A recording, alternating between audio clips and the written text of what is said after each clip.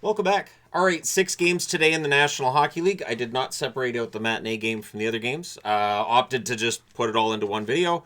Something I've learned over the years, that when it's just one matinee game, doesn't perform very well. And since it was Carolina and Buffalo and it's basically late November, I figured I'll put that in with the rest of the game. So if you're looking for a video, it's just the matinee. Apologies. But let's go ahead and discuss that matinee now, shall we? The Carolina Hurricanes in Buffalo against the Sabres. Freddie Anderson versus UPL, Luukkonen. Robinson misses one wide on a fast break. Aho has a net feed, that's blocked. Quinn then has a rush chance, that's held. The Sabres go to the power play. There's an early clear and another. Carolina's penalty kill's pretty good, but at 5:51, it's a cross-ice pass and in. Alex Tuch scores the assist to McLeod and Doan. Buffalo has a 1-0 lead on the Hurricanes. Canes press to respond. The Sabres block. The Sabres score. It's waved off for goalie interference. They challenge it. The challenge fails, so the Canes get a power play out of that. It's killed off. One shot on net. The Sabres have a 4-on-2 that fizzles out. Buffalo Sabres press with 9 minutes left. The Sabres draw a power play. Things get kind of pushy as it becomes a minute and 21 seconds of 4-on-4. The shots are 5-1 in favor of the Sabres with 6 minutes left, which I wrote during the 4-on-4, and then the power play on the other side. Carolina scores. At 14:36, Gostisbehere with a wrister is buried with Luukkonen down. They did not challenge. I'm kind of surprised they didn't challenge that one, but I think it's because the other challenge went against them. I think that's what it was. At least that's what I was figuring. But at any rate, they didn't challenge for goal interference. Miller's then denied by Luukkonen. The Sabres rush the other way with 3:33 left. The Sabres go back to the power play. There's an early clear. They cycle. That becomes 19 seconds of 4-on-4. So it's 1-1 after 2 periods of play. To start the second period, Carolina on the power play. So Sabres finish the kill. Benson's denied, and then the Canes rush the other way. There's some pressure by Carolina at 2 minutes. The Sabres get some pressure of their own at 3.5 minutes. And then at 3:55 on a pass from behind the net, Buffalo scores to get the lead back. It's Quinn from McLeod and Zucker. The Canes press for a response. We get a power play for Carolina. They cycle. Puck's cleared out.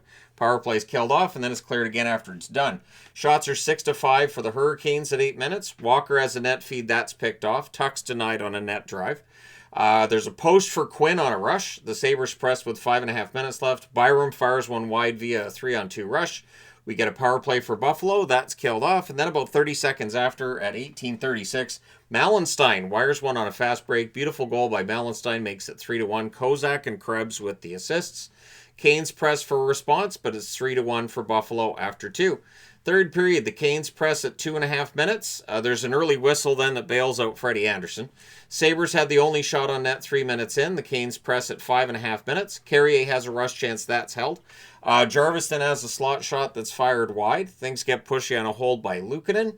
Quinn has a net drive chance that's saved. Shots are 9-2 for the Hurricanes with 8.5 minutes left. Good forechecking by the Sabres. Quinn misses one high from in close. The goalie pull happens with 2 minutes and 50 seconds left. Carolina calls a timeout with 35.7 seconds left. Whatever they discussed does not work. At 19:38, Tage Thompson hits the empty net to extend his goal-scoring streak to 6 games. Huge win for Buffalo. They win 4-1. All of a sudden, Buffalo's pulling themselves back into the hunt, aren't they? Shots on net, 7-5 Buffalo in the first, 12-10 for Carolina in the second, 13-4 Carolina in the third. Final shots, 30-21 in favor of Carolina. The power plays, both teams go 1 for 4. The hits, 26-17 for Buffalo. Anderson, 17 out of 20 on the saves. Luukkonen, 29 out of 30 when it comes to saves. Oh, I also wanted to say, with this video being uploaded, I found the upload default, which has them upscale my videos or fix the video and audio after the upload. No, I took the check marks out of that. So for people who've been talking about blurriness with the boards and whatnot, nope. The only blurriness now is my right eye, which I'm getting checked on Tuesday. So hopefully there's an easy fix for that. All right, moving on. It's been going on for about a week, starting to tick me off. Minnesota in Winnipeg against the Winnipeg Jets. We shall discuss this game. And if you like goals, today wasn't your day. Wallstead versus Comrie. There's an early press by Winnipeg. Shots are 3-0 for the Jets at 3.5 minutes. Niederreiter has a rush chance that's blocked. Velarde has a net drive chance that's caught and held. Teams trade turnovers. The Wild press, but Trenyan takes an offensive zone penalty. There's a shorthanded rush by Eriksson Ek. Power plays killed off. It had some chances, but just could not find the back of the net. The game remains scoreless. Winnipeg presses with 9.5 minutes left. The shots are 7-3 Winnipeg with 9 minutes left. Better second half, though, for the Wild. Pionk wasn't on the Jets' bench at this point in the period. There's a press by Winnipeg with 3 minutes left, but it stays scoreless after the first. Second period. A net feed to Nyquist gets blocked. Barron then has a net drive chance that's held. The shots are 2-1 for Winnipeg at 5 minutes. Eventually, we get a goal at 8:23. Yurov. He scores from Trenyon, and this is 12 games in a row where Minnesota scores first. So that is one thing that will definitely help your record is scoring first. And then this one was on a pass from behind the net by Trenyon, and it's buried by Yurov. Things get pushed in a hole by Wallstead. There's a fight between Foligno and Lowry. Shots are 6-4 for the Jets at the half. Wild press with 9.5 minutes left. Sandberg has a screenshot that's caught and held. The Wild draw a power play. That becomes 32 seconds of 4-on-4. And then the Jets have a power play on the other side where Minnesota scores. It is a shorthanded marker for Faber at 18:12. Johansson with the assist. It's from the slot on a rush. Both of those players, Faber and Johansson, very hot scoring-wise right now. That definitely keeps them on that track. The Wild, most importantly, then finish the kill. They remain up 2-0. Things get pushed in a hole by Comrie. Then Morrissey takes a puck to the face. He exits for stitches. And it's 2-0 Minnesota after 2. Third period. Early power play for the Winnipeg Jets. Nyquist fires one wide from in close. The power play is killed off. Wallstead was minus his stick for the last little portion there of the penalty kill. Winnipeg couldn't take advantage of that. Faber has a one-timer. That's kicked aside. And then at 6:29, Kaprizov buries one from the doorstep to make it 3-0. The assist to Middleton and Zuccarello. The Jets press to respond. We then get 2 minutes of 4-on-4. It is a 4-on-3 to start when the Jets then get a power play. Everything gets killed off. And, of course, the clock is now working against the Winnipeg Jets, down 3-0. No room for the Jets late in this game. The Wild end a 9-game skid they had personally against the Winnipeg Jets, so their first win in 10 games against Winnipeg. And it is the 5th time that Minnesota's recorded a shutout, 3-0. And it is the 3rd time this year the Jets have been shut out. They were only shut out once all last season. So 3-0 win means the chess magnet's on the board. It's not the last one we'll have tonight. The Tony the Tiger magnet's on the board because Wallstead was great again. Shots on net, 9-7 Winnipeg in the first, 13 apiece in the second, 10 apiece in the third. Final shots, 32-30 for Winnipeg. Power plays, Minnesota 0-1, Winnipeg 0-4. The hits, 28-19 for Minnesota. Wallstead, 32 saves on 32 shots. Comrie, 27 saves on 30 shots. Winnipeg seems to be in a bit of a tailspin at this point, so we'll see if they can pull themselves out of it. But we know Hellebuck's gone for about a month here, possibly a month and a half, so they got to figure this out without him. All right, moving along. The Seattle Kraken and the New York Islanders. Decord versus Riddick. A lot of notes here. There's a lot of notes.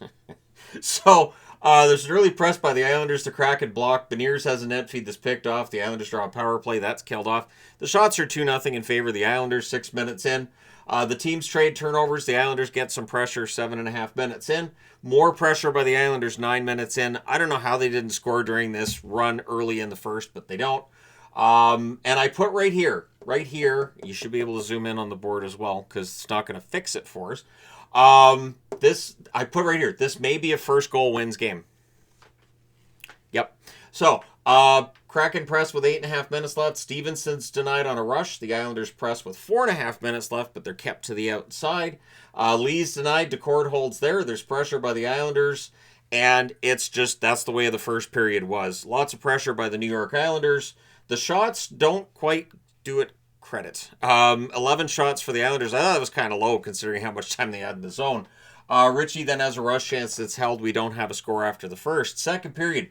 Early press by New York. The Kraken leaning on Decord a lot. I put leading. I meant leaning on Decord a lot. Drouin has the 2-on-1 chance that's held. The shots are 3-2 for the Islanders at 4 minutes. The Kraken get pinned down at the 7-minute mark, but they're blocking out the net pretty well. The Islanders, again, getting a lot of zone time, not getting those prime chances necessarily at the net. Another Drouin 2-on-1 chance is held. The Kraken draw a power play, and during this referee letting us know, his microphone was open for when Holmstrom went by saying, "I didn't bleeping touch him." So I had to put that on the board. I was like, that's gold. That's absolute gold. Not as good as go to the box, please. That was good too. But anyways, I didn't bleeping touch them. That power play's killed off, and they didn't touch the net. There were no shots. 8 shots for Seattle halfway through the game. So 30 minutes in, 8 shots for Seattle. There's Barzal as a wrister. That's kicked aside. The Islanders with more pressure with 6 minutes left. Both teams pretty effective at blocking out the net at this point, though. There wasn't really those prime opportunities. Horvat as a wrister from the slot. That's held. The Kraken press with 2 minutes left. We have no goals in this game after 2 periods. Third period. Montour blocks a Horvat slot shot. That looked like it hurt. Kraken press at 3.5 minutes. Lindgren hits the outside of the post. Or that close. Shots are 3-0 for Seattle at 4 minutes. Cizikas couldn't bury one in close. Decord ends up holding on there.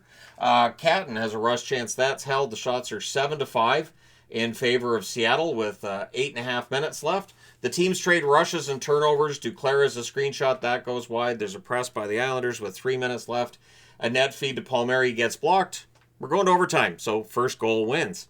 Barzal with a near miss on a rush. Shabanov misses one high on a net drive. The fans call when the referee doesn't. And then Shabanov does draw an Islanders power play not too long after. Horvat was denied, and we end up going to a shootout. The shootout goes to, I believe it was round 4, where Kyle Palmieri gets the winner. The Islanders win this one 1-0 in a shootout. So, the chess magnets on the board because 3 goals or less. 2, Tony the Tiger magnets because both goaltenders get credited with a shutout. It is that rare occasion where both goaltenders get a shutout because the only goal was scored in the shootout. Your 3 stars, and I only did the 3 stars on this game because Riddick, Decord, Palmieri, those are the only 3 players you could have for stars. Nobody got a goal. There was the shootout winner for Palmieri and both goaltenders. Shots on net, 11-4 Islanders in the first, 9-6 Islanders in the second, 11-8 Islanders in the third, 3-1 Islanders in the overtime. The final shots, 34-19 for the Islanders. Power plays, Seattle 0-1, the Islanders 0-2. The hits, 18-14 for the Islanders. Decord saves all 34 shots, and Riddick saves all 19 shots. So, no goals allowed by either goaltender. All right, let's go to the other board. All right, not a lot of goals on this board either. Let's discuss Colorado and Chicago. So it's Wedgwood versus Knight. I have to say, I don't think the Avs have played very well this weekend, but here we are. Shots are 2-1 for Colorado at 3 minutes. There's a post for Makar and a net drive. The Avs draw a power play. That's killed off. The Hawks press at 6.5 minutes. Teravine and Tenazar near miss at the Colorado net. Donato has a wraparound chance that's held. The Hawks, I thought, held their own pretty well in that first half of the period. In fact, they were quite good in the first half of that period. There's a 2-on-1 by Chicago that fizzles out. Mikheyev is a fast break that's denied. However, he does draw an Avs penalty. Last year, I think they would have called that a penalty shot. The one thing I've noticed is that referees were calling a lot of penalty shots a few years ago. They've really dropped. If a player gets a shot on that breakaway or that fast break, generally it's not a penalty shot. But for a while there, they were calling penalty shots in those circumstances. So Bertuzzi can't bury one in close. That power play gets killed off. The Avs were flat in the first, the same as last night against Nashville. It's like Colorado's learning some lessons here that we'll see how these work down the road. This is one of those things I've talked about in the past. When a team's winning games where they're not necessarily playing great, do they start to get some bad habits into their game? So we'll talk about that as the weeks go by. The Hawks press with 5 minutes left. Green fires one wide from the slot. He looked skyward on that one. 2:45 left. The Hawks with the power play. That's killed off. And the Avalanche with some pressure to close out the period. We have no scoring through one. Second period, Donato fires one wide on a rush. Better start for Colorado. The shots are 5-1. 5.5 minutes in favor of the Avalanche. The Hawks press 6 minutes in. McKinnon then has a sharp angle chance that's saved. The next McKinnon chance gets blocked out. Manson and Murphy are a little bit unfriendly. The dislike continues ramping up. We get a power play for Colorado. There's a short-handed rush for Mikheyev. He fires wide there. That power play is killed off. The Avalanche press with 8.5 minutes left. Colorado goes back to the power play. That's killed off. McKinnon has a net drive chance. That's held. Landeskog then has a wraparound chance that's blocked. And then at 18:21 on a turnover by Knight, Makar goes barring in on a rebound. Nielsen with the assist. I believe that's Nielsen's first National Hockey League point. believe that's the same Nielsen that played in Abbotsford last year. Kudos to him for getting his first NHL point. Could he come back to Abbotsford? The Avs press for another. It is 1-0 for Colorado after 2. I know, he's gone. Third period, everybody's gone. Third period, Natchez with a near miss on a turnover. Olofsson has a net feed. That's picked off. The Avs press at 2.5 minutes, but the shots are 2-1 for Chicago at 5 minutes. Bedard has a slot chance. That's blocked. Lehkonen has a rush chance that's blocked out. Malinsky's denied as the Avs get some pressure. Rinzel then has a point shot that's caught and held. There wasn't enough traffic in front for that to have hope. The Hawks press with 8 minutes left. Donato has a wraparound that save. They were really trying the wraparounds today. Teravainen has a net feed. That's picked off. Colton's robbed on a fast break with 2:34 left. The Avs get a power play, and this is the weirdest thing I've seen today. It was a garbage call. It absolutely was. And it looked like they were going to kick Bertuzzi out of the game. And then they rescinded the penalty because he didn't touch him. Why don't referees do, like, I understand people talk about, oh, you got to have the integrity of the game and you can't have every penalty reviewed. But if it's obvious that it's the wrong call, why can't referees look at the screen and go, that was a stupid call. I'm sorry. You're free to go. You're out of the box. I don't know why they don't do that. Anyways, Chicago pulls the goalie with 2 minutes and 10 seconds left. With 1 minute and 38 seconds left, the Hawks call a timeout.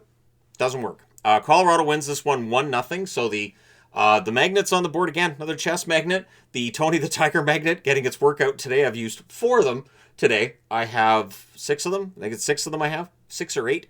Anyways, shots on net, 11-2 Chicago in the first, 19-1 Colorado in the second, and then 10-5 Chicago in the third. Depending on which end of the ice you sat at in this game, you either saw 40 shots or you saw 8.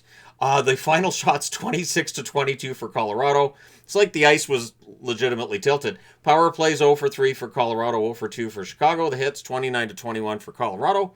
Wedgwood saved all 22 shots, so the Wood brothers here get back-to-back shutouts for Colorado. Last night, Blackwood. Tonight, Wedgwood. Spencer Knight had a good game. 25 saves on 26 shots. Just Blackwood wasn't allowing anything. Happens. All right, moving along. Boston and San Jose. So Swayman versus Askarov. Shots are 2 apiece, 3 minutes in. Lots of early hits by the Sharks. It didn't stay that way. Smith has a one-timer. That's blocker to side. The Sharks draw a power play. Gaudette has a one-timer that gets blocked. That power play would be killed off. The Bruins press after that kill is done. The Bruins then get themselves a power play. That's killed off as well. Sharks get a second power play, so Boston goes, fine, we'll kill that one off. And they do. The shots are 10-7 Boston with 4.5 minutes left. And then at 15:53, Mohamedulin puts one past the screen from the right circle to open the scoring for San Jose. Ferraro and Goudreau with the assists. When that went in, I hadn't seen a goal in a hockey game for a while. So I was like, wow, somebody's got a goal today. This is insane. The Sharks then look for another. They're up 1-0 after 1. Second period, Bruins press at 1.5 minutes. Kurashev has a one-timer. That's held. The Sharks press at 5 minutes. There's a net feed to Corrali. That gets defended.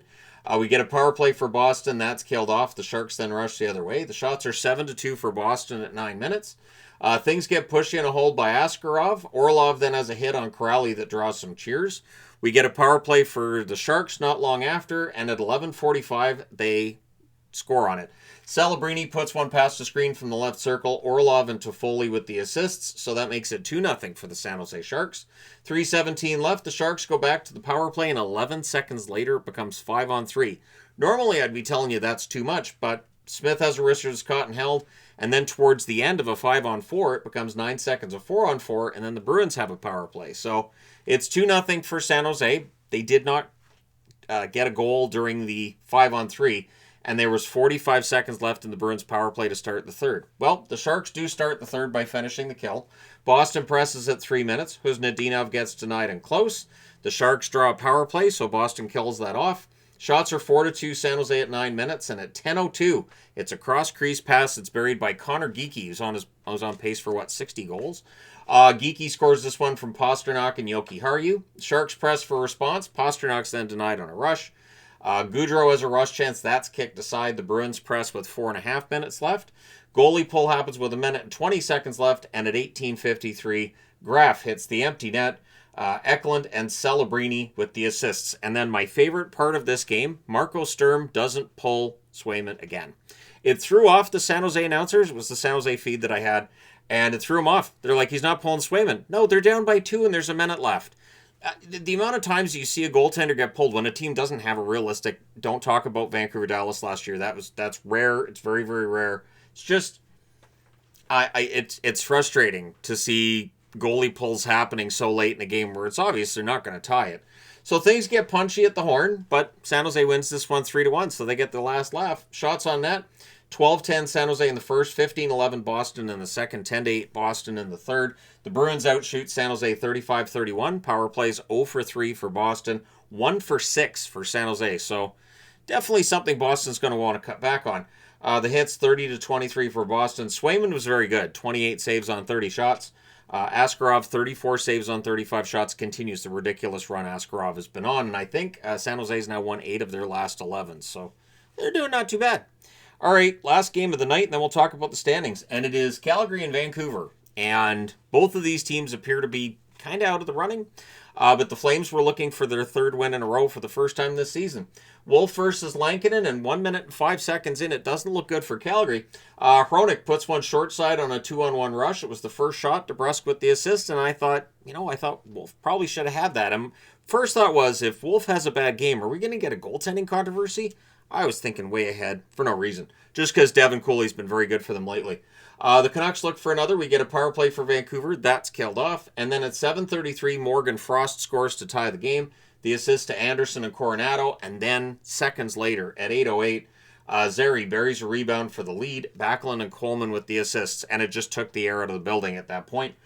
Flames press 9 minutes in. We get a power play for Calgary. Net feed to Zary. Near miss there. That power play's killed off. One shot on net. 3:16 left. The Canucks have a power play. DeBrusk is denied on a net drive. That power play's killed off. It's 2-1 Calgary after 1. Second period, the Canucks press a minute and a half in. Marcus Pettersson has a one-timer. That's held. Kane fires one wide via a 4-on-2 rush. We get a power play for the Flames. That's killed off. Shots are 2-1 Calgary at 6.5 minutes. Eventually, they would get another one. At 10:37, it is ball from Kadri and Anderson. So Evander Kane beaks off, and he ends up going to the box on that play. So now the Canucks are a man short. They did kill that off, though. There wasn't a shot on net, but yeah, Evander Kane, he was still talking in the box, and I did say, please stop. But anyways, shots are 5-4 for the Canucks with 5.5 minutes left, for what it's worth. Flames had the momentum. There was a near miss for Coleman, and then Sharon Govich buries a rebound at 16:31. Anderson and Kadri with the assists, so now Calgary up 4-1.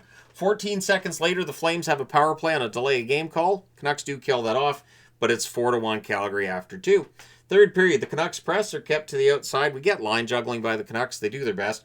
The one thing that I found encouraging was that during the game they were talking up Linus Karlsson. Good. Linus Karlsson's going to be a very good third liner, I think, in the NHL for a long time. Pettersson has a shot that's blocked and cleared. Then Marcus Pettersson has a one-timer that's held for the second time in the game that I put on the board.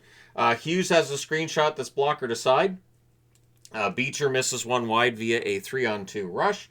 Lots of zone time, very few shots for the Canucks.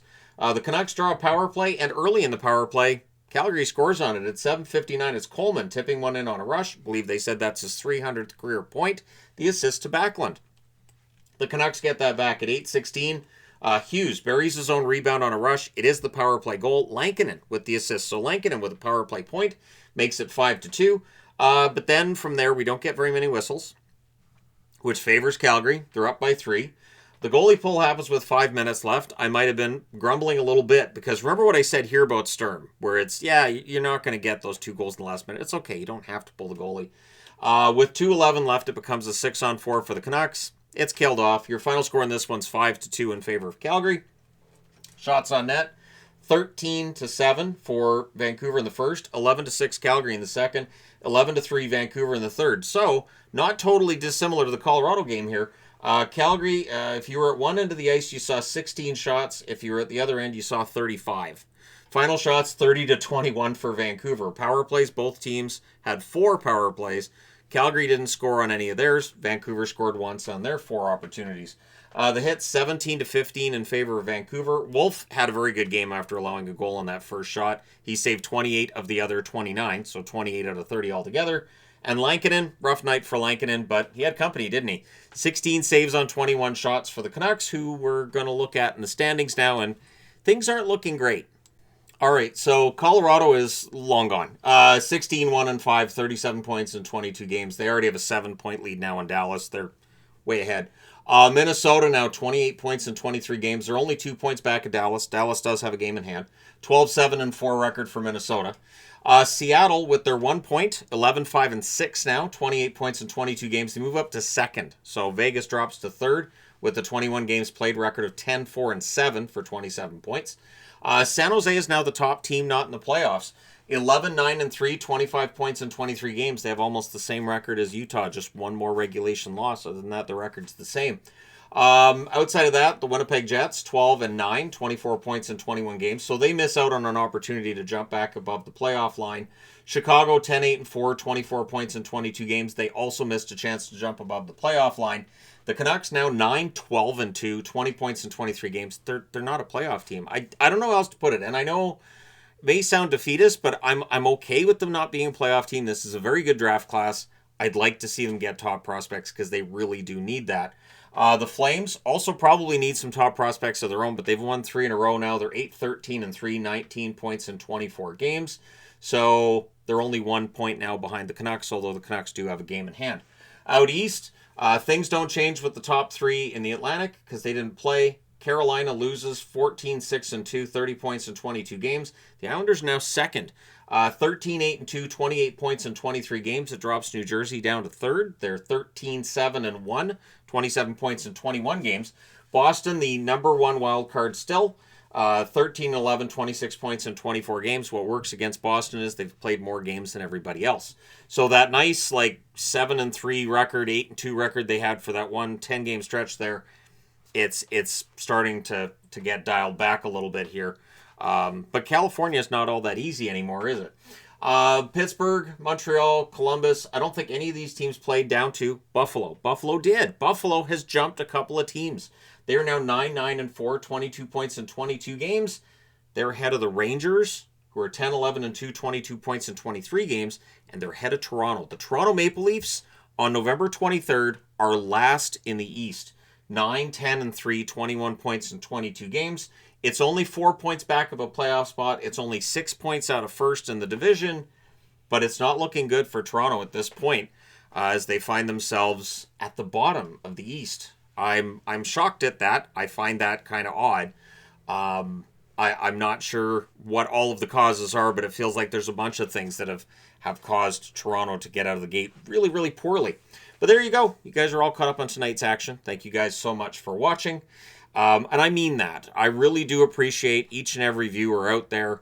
Anybody who watched my video today where I was talking about the power rankings, I don't mean to sound mean towards anybody, and I genuinely don't have any animus towards the teams on this board. I am well aware of how blessed I am to have this channel, to have this following, and it has been a very long year for me personally, and I'm glad that the holidays are upcoming, so don't be surprised when Christmas trees, and I mean plural, and decorations show up because going through the summer I went through, it's really put everything in perspective. So I do appreciate each and every viewer out there. I love doing this every day. Today was a bit difficult in that there's just various things. I mean, the eye being blurry is one thing, but there's other things too that have been going on with me on a personal level. So I'm going to lean into the holiday season, really enjoy it. And I've got a very busy week upcoming, but there are greater things to complain about than that, aren't there? So thank you guys so much for watching. It's greatly appreciated. If you haven't already hit like and subscribe, go ahead and do so. I did enable automatic dubbing on my videos. We'll see how that goes, because with all the player names and everything, I don't know what it's going to translate those into. So that should be fun. But anyways, yeah, it's a new feature, so I'm like, sure, I'll opt in. And then when I was opting in, I opted out of YouTube improving my videos after they're uploaded. because that explains why things have suddenly not looked right for some people on some of the platforms. That should be fixed now. So thank you guys so much for all your support. It is greatly appreciated. I absolutely mean that. It gives me a chance to take care of my family and take care of my loved ones. And this summer, it allowed me to be at my wife's side whenever I had that opportunity, which if I had the regular 9-to-5 job would have been far, far more difficult. So I appreciate this. I will talk to you again soon.